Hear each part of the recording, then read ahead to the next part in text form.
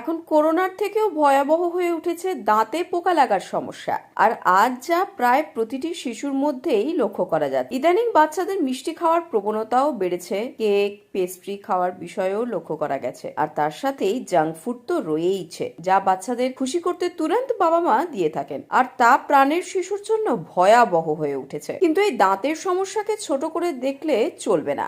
এই দাঁতের সমস্যা থেকেই বেশ কিছু সমস্যার উৎপত্তি হচ্ছে। এই সকল বিষয়গুলিকে লক্ষ্য করে একসময় সুস্থ স্বাভাবিক সমাজ গড়ে তোলার অঙ্গীকারবদ্ধ হওয়া স্কুল শিক্ষক স্কুলের ছোট কচিকাচাদের দাঁতের সমস্যা সমাধানের উদ্যোগ গ্রহণ করেন। বিগত বছরে এক সময়ে রানীগঞ্জ শহরের শেষ প্রান্তে অবস্থিত বস্তি ও আদিবাসী অধ্যুষিত এলাকার প্রাথমিক বিদ্যালয়, যা শিয়ারশোল গ্রাম প্রাথমিক বিদ্যালয় নামে পরিচিত, সেই বিদ্যালয়ের প্রধান শিক্ষক নির্মাল্য সেনগুপ্ত তার স্কুলের মধ্যে রানীগঞ্জের বহু চর্চিত স্বেচ্ছাসেবী সংগঠন ফিরে দেখা প্রতিটি ওয়েলফেয়ার সোসাইটি নামের সামাজিক প্রতিষ্ঠানের দ্বারা সেই স্কুল চত্বরে আয়োজিত চক্ষু পরীক্ষা শিবিরে তাদের স্কুলের পড়া বস্তিবাসীদের বাচ্চাদের দাঁতের রোগের সমস্যার কথা ও তা নিরাময়ে এক দন্ত চিকিৎসার ক্যাম্প করার অনুরোধ জানান। সেই অনুরোধ ক্রমেই শুক্রবার শিয়ারশোল গ্রাম প্রাথমিক বিদ্যালয়ে সম্পন্ন হলো দাঁত পরীক্ষার চিকিৎসা শিবিরের, যেখানে এই দিন ফিরে দেখা প্রতিটি ওয়েলফেয়ার সোসাইটির উদ্যোগে রানীগঞ্জের বিশিষ্ট দন্ত চিকিৎসক ডক্টর উৎসব মুখার্জি ও তার স্ত্রী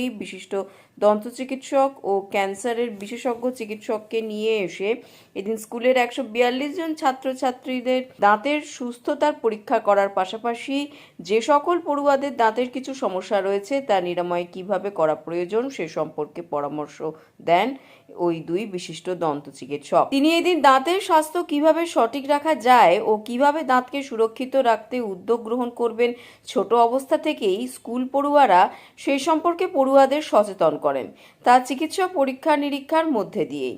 পাশাপাশি সেই সকল পড়ুয়াদের দাঁতের সমস্যা কিছু রয়েছে তা নিরাময়ের জন্য কিছু বিনামূল্যে ঔষধ প্রদানও করে। আজকাল কি দেখতে পাওয়া যায় যে ওরা খুব মিষ্টি খাবার প্রবণতা বেড়েছে, কেক পেস্ট্রি আজকাল খুব বেড়েছে। তারপরে ফাস্টফুডের যুগে তো অনেক রকম জিনিস ওরা হাতের কাছে পেয়ে যায়। বাবা মা হয়তো কিছু টাকা দিল বা বাবা মা বাচ্চাদের শান্ত করার জন্য ওরা যা চায় সেটা হাতে দিয়ে দেয়।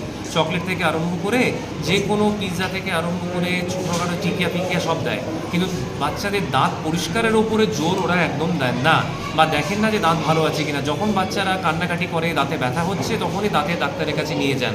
কিন্তু দাঁতের পোকা লাগাটা একটা মহামারীর মতনই দেখা দিয়েছে। বলে পৃথিবীতে সবথেকে বড় মহামারী করোনার থেকেও যদি বেশি হয় তাহলে সেটা হচ্ছে দাঁতে পোকা লাগা। কিন্তু যেহেতু দাঁত অনেক, মানুষের দাঁত অনেক আছে, 20টা 32টা করে দাঁত হয়, তাই জন্য আমরা বেশি চিন্তা করি না যে ঠিক আছে দাঁত খারাপ হয়ে গেলে ওটা তুলে দেবো। কিন্তু দাঁত চলে গেলে যেমন কথাবার্তা বলতেও অসুবিধা হয়, খেতেও অসুবিধা হয়, কিন্তু সেদিক দিয়ে মানে ডেভেলপমেন্ট যেটা একটা বাচ্চার হয় মানসিক দিক থেকে অনেক পিছিয়েও পড়ে।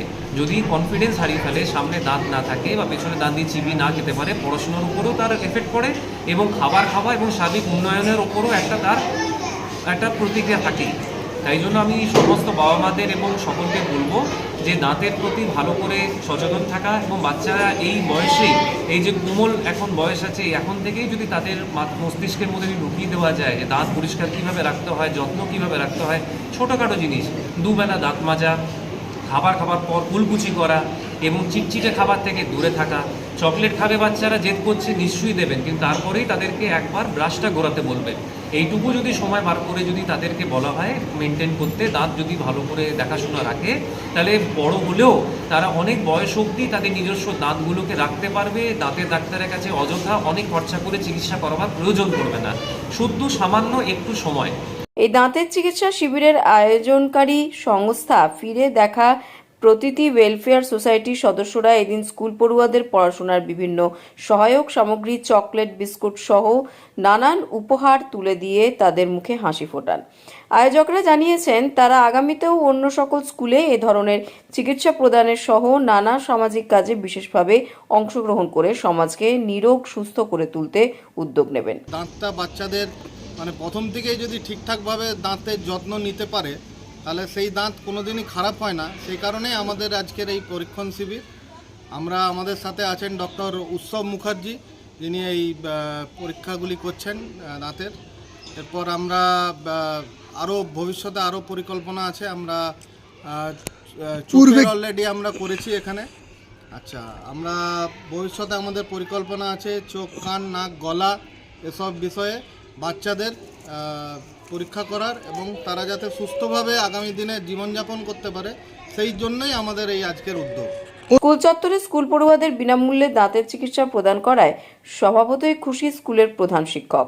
তিনি এই সংগঠনের সদস্যদের ও চিকিৎসকদের এই উদ্যোগকে সাধুবাদ জানিয়েছেন। আমরা ধন্যবাদ জানাচ্ছি ফিরে দেখা প্রতিটি ওয়েলফেয়ার সোসাইটিকে, যারা আমাদের শিয়ারশোল গ্রাম প্রাথমিক বিদ্যালয়ে এই ধরনের উদ্যোগ গ্রহণ করলেন। আজকে আমাদের মাঝে আছেন ডাক্তার উৎসব মুখার্জি, তিনি আমাদের বাচ্চাদের দাঁত পরীক্ষা করছেন। এর আগেও ডাক্তার প্রীতম খান, উনি এসে চক্ষু পরীক্ষা করেছেন আমাদের বাচ্চাদের। আমরা ধন্যবাদ এই ডাক্তারবাবুকে, তিনি অনেকক্ষণ ধরে, দীর্ঘ সময় ধরে, প্রায় ঘন্টা দুয়েক ধরে উনি আমাদের শিশুদের এই দাঁত পরীক্ষা করছেন।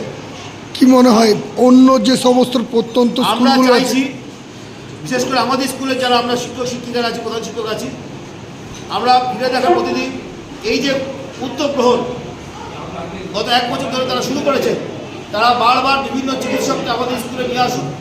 এই কারণে আনবেন, আমাদের স্কুলে যে সমস্ত বাচ্চারা পড়ে একদম পিছিয়ে পড়া, আর্থিক দিক দিয়ে গরিব, খুবই আর্থিক অবস্থা খারাপ, তাদের যদি এইভাবে আমরা সেবা দিতে পারি, সাহায্য করতে পারি, আমরা আমাদের স্কুলকে আরেকটু এগিয়ে নিয়ে যেতে পারবো। আমরা থ্যাঙ্কস ফিরে দেখা অতিথি ওয়েলফেয়ার সোসাইটির সকল সদস্যকে আমি